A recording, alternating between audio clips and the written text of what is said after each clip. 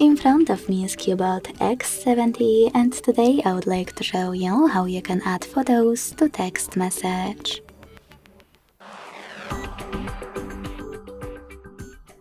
Begin by launching Messages app and clicking on one of your chats or creating a new one. Either way, when you're ready, use this icon of a camera and the photo at the bottom left corner. Then click on all of your photos that you wish to add. If you can't find them here, tap on Gallery section, look for them here and add them by clicking on the chosen ones and hitting Add at the top right corner.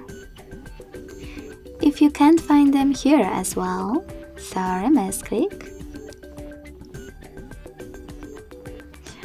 you can click on Gallery, select Folders and look for your photos by tapping on Images at the top, selecting one of those apps or clicking on those three lines at the top left corner and picking one of those sources.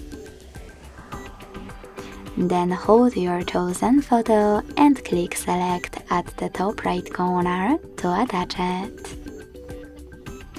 Thanks so much for watching. If you enjoyed this video, leave a like, comment and subscribe. Bye!